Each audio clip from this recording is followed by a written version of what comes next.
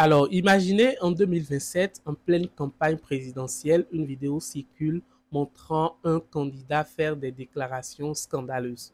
Tout le monde s'indigne, les médias s'emballent, sauf que cette vidéo est totalement fausse. En fait, c'est ça le vrai danger des deepfakes. Une technologie qui peut être un simple divertissement aujourd'hui, mais qui peut devenir une arme de manipulation massive dès demain. Tous les cheveux qui restent sur le côté droit. La techno est une culture à part entière. Ça n'est pas drôle, ça n'est pas drôle. Une journaliste indienne a recadré Emmanuel Macron ce dimanche soir au sujet de sa vidéo sur les deepfakes en direct. Un peu de contexte, ces images se sont déroulées dans le JT de 20h de France 2 où le président était invité à l'occasion de l'ouverture du sommet sur l'intelligence artificielle qui débute ce lundi à Paris et réunira des représentants du monde entier toute la semaine. Plus tôt dans la journée, Emmanuel Macron avait mis en scène des deepfakes, c'est-à-dire des vidéos générées par intelligence artificielle qui le montrent dans des contextes totalement factices et en l'occurrence humoristique en reprenant son visage dans cette vidéo publiée sur X qui a rassemblé 8 millions de vues.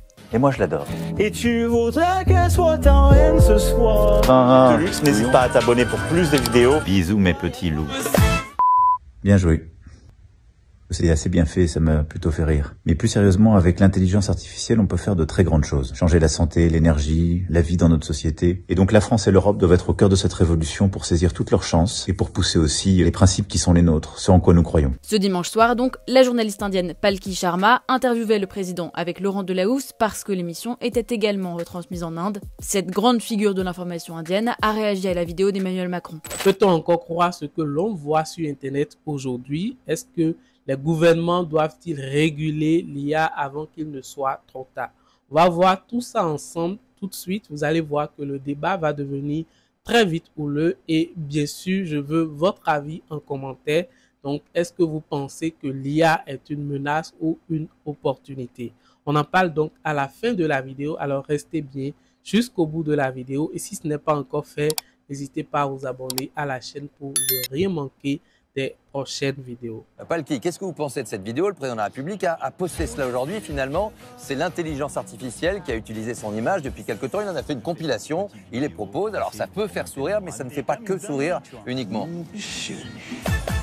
Ensuite, tous les cheveux qui restent sur le côté droit. La techno est une culture à part entière. Ça n'est pas drôle, ça n'est pas drôle. On aime la Ça n'est pas drôle sur quoi? sensibiliser. Est-ce que cela vous embête? Vous l'avez posté aujourd'hui. Puisque c'était aussi lancer le débat. Mais ça, c'est ce que l'intelligence artificielle permet de faire. Avec, en effet... Et elle peut le faire pour des adolescents, elle En peut vrai, le faire pour tout le monde et manipuler l'image Ce d'une qu'on a personne. avec ce qu'on appelle l'intelligence artificielle générative qui arrive, c'est que vous avez ces technologies qui maintenant peuvent créer du langage, ce sont les modèles de langage. Mistral, grande entreprise française, champion européen avec le chat, je vous invite tous à le télécharger. Le langage, d'où l'inquiétude des comédiens, Bien des sûr. acteurs, des chanteurs. Et elle cette permet de créer pétition, des images, elle permet de créer des vidéos, etc. Alors, c'est une chance quelque part, parce que ça vous permet de faire des tas de choses là aussi plus vite, plus intelligemment, ça vous corrige, ça vous apprend. Simplement, il faut en connaître le statut. Et c'est ça qui est important, c'est qu'il faut le recontextualiser.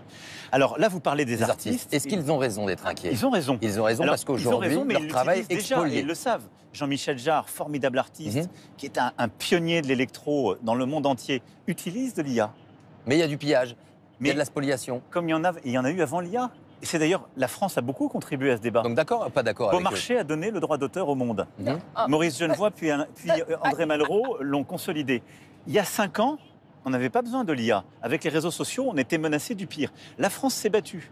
Et on a imposé au niveau européen le modèle français. On protège le droit d'auteur et les droits voisins. Et donc, ce qu'il faut faire maintenant avec l'IA, c'est exactement la même chose. C'est de dire, on doit nous dire quand c'est de l'IA et quand ça n'en est pas. Et en vrai, je suis un artiste, je crée. Si j'utilise de l'intelligence... Ma question, c'est de savoir qui le fait, Monsieur le Président. Beaucoup de cette technologie est mise sur le marché et les gouvernements sont assez enthousiastes, veulent participer à la course. Mais qui s'assure que cela n'est pas dommageable? Parce qu'il y a de vrais dégâts qui sont causés. Ça doit se faire par une régulation mondiale, parce qu'il ne faut pas qu'on régule simplement dans un endroit, cette innovation est mondiale, par des partenariats aussi entre les acteurs privés et publics, et donc que les bons comportements émergent. Et donc typiquement, ce qu'on veut, c'est que les acteurs disent quand c'est une création par l'intelligence artificielle. Par exemple, pour ce qui est de l'information, l'Agence française de presse signe un partenariat historique avec Mistral, qui est notre acteur de langage. Monsieur le Président, on va reparler de Mistral. Nous allons lancer demain un partenariat public-privé et on va proposer comme ça des solutions de place, si je puis dire. Donc moi, je pense qu'il faut qu'il y ait en effet, qu'on impose progressivement, mais qu'on les engage, que les acteurs privés, les acteurs publics recontextualisent tout ça, en quelque sorte, et disent « ceci, c'est de l'intelligence artificielle, ceci, ça n'en est pas ». Et donc, c'est formidable si des artistes peuvent utiliser de l'intelligence artificielle. Demain, vous aurez ici une création d'intelligence artificielle faite par Agoria. Et donc, qu'un artiste puisse utiliser l'intelligence artificielle en le disant, c'est une chance, mais son droit d'auteur, sa création sera protégée. Qu'un journaliste puisse utiliser l'intelligence artificielle, peut-être c'est très bien, il faut qu'il le dise. Pour réguler, Monsieur le Président. Mais ensuite, il faut que ce soit clair pour nous tous. Monsieur le Président. Sinon, on rentre dans un monde de demi-vérité. Est-ce que vous mettez la responsabilité sur les utilisateurs comme vous l'avez fait avec les réseaux sociaux? Il faut que ce soit les gouvernements du monde entier qui s'y engagent de manière volontaire. Mais vous savez qui vous allez recevoir demain, à partir de demain ici. Il y a les acteurs et les puissances politiques, mais il y a aussi les acteurs de la tech. Et ce sont devenus des méta-États. Et ils imposent sur les réseaux sociaux. Comment on a eu autant de mal? Pourquoi on a eu autant de mal depuis des années à réguler ce qui se passe sur les réseaux sociaux? Eux, ils vous répondent quoi? Ben non, on fait rien. Et alors, de moins en moins, compte tenu de ce qui se passe aujourd'hui aux États-Unis. Vous avez raison, c'est d'ailleurs notre défi. Le défi des Européens, c'est quoi? On est tous d'accord pour faire ce que vous dites, mais simplement, si on régule avant d'avoir innové, on n'aura pas d'innovation chez nous. Et on dira, on a une super régulation, nous, en Europe, mais on n'a pas un seul acteur. Et ça ne passe pas par l'interdiction, parfois, de certains réseaux sociaux. Dans ces cas-là, on se coupera de l'innovation. C'est tout le dilemme qui est le nôtre. Il faut le regarder avec lucidité. Donc ne pas interdire, réguler. Nous, la première des batailles qu'on doit faire comme Européens, c'est investir, investir, investir. J'espère qu'on va en parler, bien sûr, parce qu'on va avoir des annonces très fortes en France et pour l'Europe. Mais à côté de ça, on doit, moi j'en suis convaincu, réguler. Et vous savez, c'est exactement le combat qu'on a mené sur les réseaux sociaux. Moi, dès 2017, j'ai mené le combat pour empêcher les discours de haine, l'antisémitisme, le racisme et la défense du terrorisme. Sauf qu'ils prolifèrent toujours aujourd'hui sur les réseaux sociaux. En ligne. Non, on progresse beaucoup trop lentement pour moi. Mais en 2017, on est allé avec Theresa May, après des attentats, à l'ONU. Tout le monde nous a dit « free speech », pardon de cet anglicisme, mais non, on ne régule pas. Et puis il y a eu le terrible attentat de Christchurch, où, en utilisant les réseaux sociaux, un terroriste s'est filmé. On a ici à Paris, en mai 2019, lancé l'appel de Christchurch. Grâce à ça, ensuite, on a obtenu, et là on l'a obtenu partout, le retrait en 1 heure des contenus terroristes. Et même des plateformes anglo-saxonnes.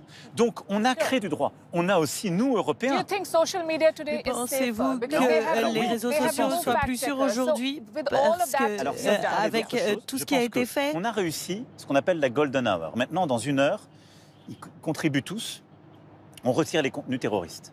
Nous, en Europe, on s'est doté d'une régulation. Donc ça, nous, on l'a fait, elle est en œuvre. Et elle est en train d'être appliquée. Elle va évoluer. Et vous verrez des plateformes être condamnées. C'est-à-dire qu'en Europe, il y a une responsabilité des plateformes quand elles diffusent de la haine, de l'antisémitisme ou du racisme.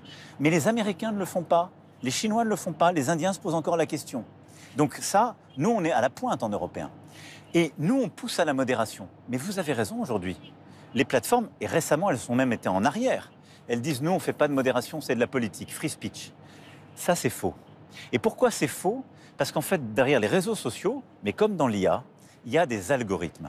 Et ces algorithmes permettent de faire des choses formidables, mais ils ont toujours des biais. Et donc, il faut que ces algorithmes ils soient transparents pour que vous puissiez les vérifier, les regarder, et qu'ils soient transparents pour tous.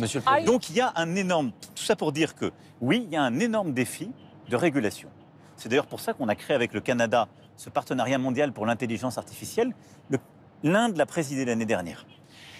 Mais ce travail, il doit se faire à l'échelle de la planète. Nous, l'Europe, on est en pointe.